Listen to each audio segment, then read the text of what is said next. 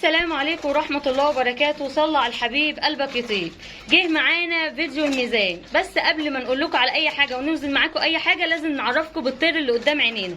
ده رومي بلدي يا جماعة، طالع عندنا رقد بسم الله ما شاء الله، يعني طالع مرتين، كان في روميتين راقدين، اللي طلع وبعناه واللي خليناه وربناه معاكم من عمر يوم لحد الاربع شهور او الثلاث شهور اللي قدامكم دول، لان اعمارهم مختلفة تمام، عشان اللي عارف الفيديو بتاعنا واللي سمعنا من اول يوم ربنا فيه. يا جماعه ما تحطوش ادويه نهائي، يا ربنا يعلم بيننا وبينكم انا ومصطفى، احنا ما دخلناش نقطه دواء للرومي بتاعنا اهو بسم الله ما شاء الله من عمر يوم لحد دلوقتي كله ماشي بالاعشاب الطبيعيه وبالخلطات الطبيعيه اللي احنا بنعملها لكم وبنطلع لكم بيها.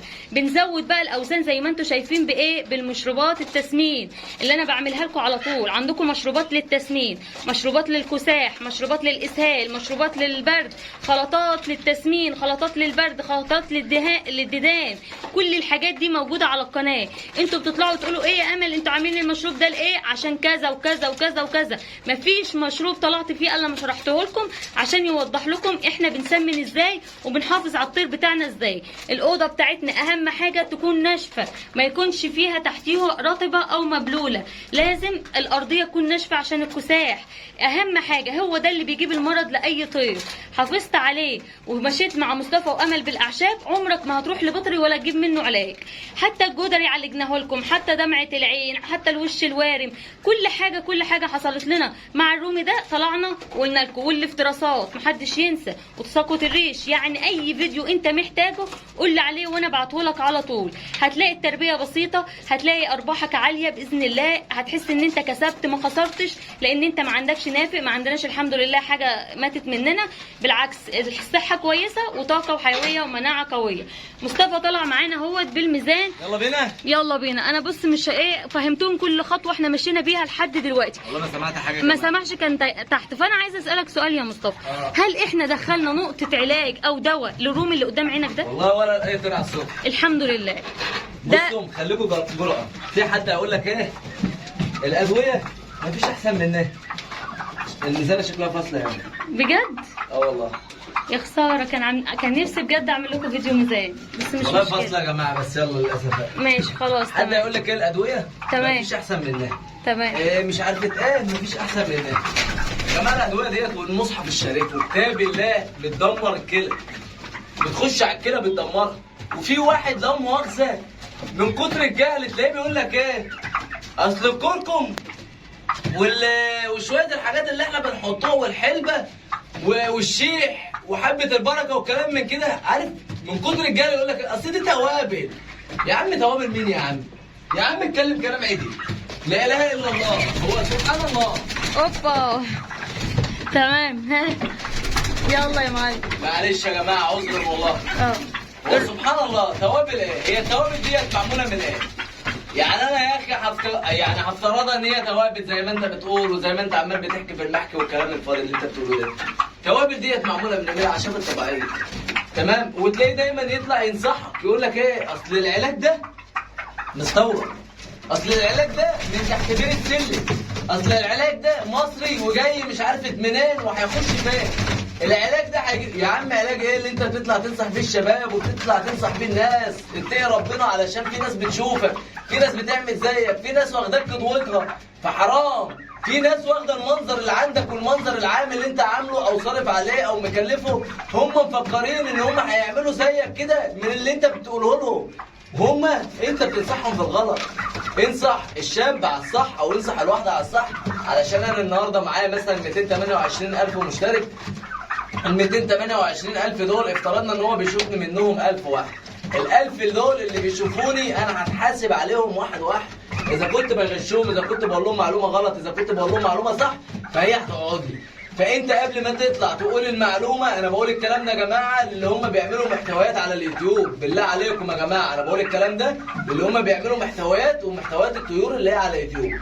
قبل ما تطلع تنصح حاول لما تيجي تنصح على حاجه انت حاططها لطيورك او حاجه انت مجربها بنفسك. بسم الله ما شاء الله. انا عايز اوريك. اللهم صل على كامل النور. بسم الله ما شاء الله. اللهم صل على النبي. مش قادر اشيله والله. بسم الله ما شاء الله. عمري 3 شهور ونص. اللهم صل على النبي. مش قادر اشيله. بسم الله. شايفين صل على الجمال؟ النبي. ما شاء الله. بسم الله ما شاء الله. ده من ايه يا باشا؟ مفيش ادويه، حاجه واقفه فخمه قدامك، ولا في ورم ولا في دمعه عين. لما كان عندنا دمعه العين طلعنا مع بعض اتكلمنا مع بعض واحده واحده على دمعه العين، والحمد لله عالجناها. اللهم لك الحمد. كان في ورم في الوش عند الرومي ده يا جماعه، بسم الله ما شاء الله. الربيع ما شاء الله. كان في ورم في الوش، اللهم لك الحمد ولك الشكر، اتشال. ايوه شلناه مع بعض، وقلنا لكم الطرق اللي احنا بنعالج بيها. برضه مفيش ادويه، ما بنحطش ادويه خالص، تمام بفضل الله. قلنا لكم كل طريقه احنا بنتعامل بيها مع الايه؟ مع الخير بتاعنا، صح يا امل؟ صح الكلام.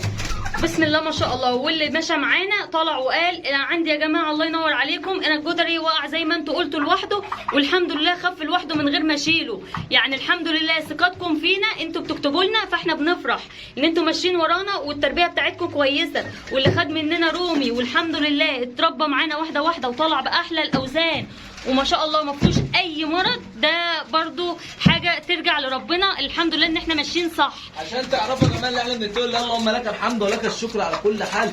الروم اللي قدامكم ده احنا بعنا منه، كان في دفعه طلعنا، كنا بنبيعه منه الواحد بكام؟ ب 30 جنيه. حصل. بنبيع الروميه ب 30 جنيه. هات لي واحد يعملها، انا مستني حد يعملها. تمام. طيب ربنا يكرم ويصلح حر الرومي دهوت ويشيل معانا اوزان ويكبر كده ويبقى كويس معانا، واتفرجوا على الكيلو. انا هبيع لكم الاسعار بكام لو انا ليا عمر في الدنيا ان شاء الله. ليه؟ لان الحمد لله والله العظيم بنكسب وربنا بيرضينا. اذا كانت حسنه بسيطه بس ربنا بيبارك فيها، مش لازم نطمع يعني. وانا عايزه نصيحه مني، اللي ياخده يربيه، هيطلع منه باحلى مشاريع واحلى مكاسب. ليه؟ طالع عندنا رقد. الحاجه اللي بتطلع عند حد رقد انت بتبقى واخدها واثق، بتاخد مثلا لو ديك وانتيتين، شوف الخير اللي هيطلع لك، هتبيض معاك وهترقد وهتطلع لك مزرعه كمان احسن من اللي عنده مصطفى وامل. بسم الله ما شاء الله. اللهم لك الحمد. اتفرجت كده على البط؟ يلا بينا. بسم الله. ده البط اهو، بسم الله ما شاء الله.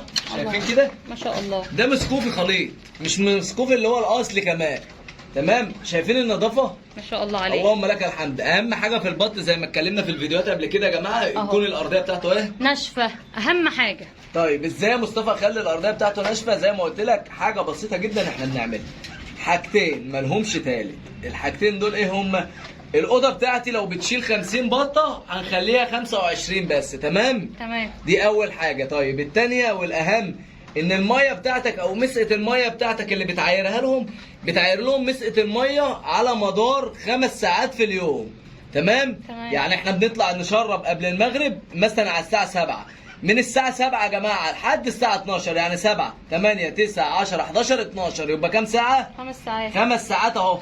هيجي من 12 بالليل ما عندهمش ميه، هيكونوا شبعانين وهيكونوا الدنيا تمام وهتكون الدنيا معاهم 100 100. اول ما يطلع لهم الصبح هيكونوا عطشانين بس ما فيش قدامهم ميه، والارضيه في نفس الوقت مبلوله. صح. هتعدي معاك الصبح لحد اما تيجي تشربهم هتلاقي الارضيه ناشفه زي ما انت شايف. ايوه الحمد لله. تمام. يبقى انت بتحافظ على الحاجه بايديك انت وبعيد عن الادويه. كل حاجه ليها محافظه بعيدا عن ايه؟ عن الادويه يا جماعه. يبقى انا ما بنصحش هنا بالادويه خالص. الحمد لله الطيور بتاعتي فايقه، الطيور بتاعتي نظيفه زي ما انت شايف. ما لا ايدي كده مش خايفه مني. ما شاء الله. اللهم لك الحمد. ليه؟ طيور واثقه في صاحبها، او طيور واقفه الحمد لله فايقه. مفيش بطه تلاقيها واقفه كش. هم دلوقتي مستنيين المشروب. صح. المشروب في الفيديو الجاي هيكون مشروب جامد جدا ان شاء الله. امل هتعمله لكم. طب انا عايزه اقول لكم على حاجه دلوقتي. بسم الله ما شاء الله. انتوا لما كان البط واقف قدام عينيكم عرفتوا تفرقوا ما بين الذكر والنتايه في البط؟ انا عايزاكم تجاوبوا عليا في التعليق ده ومش هنطول عليكم. بالله عليكم قولوا لنا اللي انتوا عرفتوا الفرق ولا ما عرفتوش الفرق. والبط قدامكم اهو. بسم الله ما شاء الله. قولوا لنا يا جماعه احنا قدامنا بسم الله ما شاء الله قدامنا كام بطه يا مصطفى؟ بسم الله ما شاء الله بتاع 8 اهو. 8 بطات. قولوا لنا بقى فيهم كام ذكر وكام نتايه. يلا بينا. بط مسكوف خليط يعني رقد 100%. ده اللي يصلح للتربيه للرقد للبيع لكل حاجه. بيديك اوزان عاليه زي ما انت شايف. الذكر قدامك عامل ازاي؟ اللهم صل على النبي. والنتايه كويسه جدا، احجامها كويسه، يعني ده ممتاز في كل حالاته.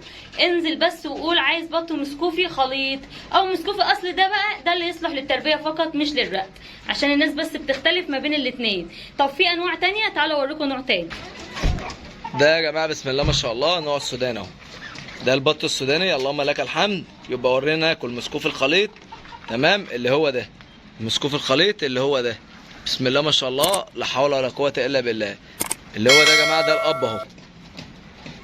تمام. التربيه كويسه، تربيه ممتازه زي ما قلنا لكم قبل كده. تشجع واعمل تربيه مصطفى وامل مش هيسيبوك ان شاء الله، واقفين في ظهرك. واعملوا لنا بقى لايك واشتراك في القناه، والسلام عليكم ورحمه الله وبركاته.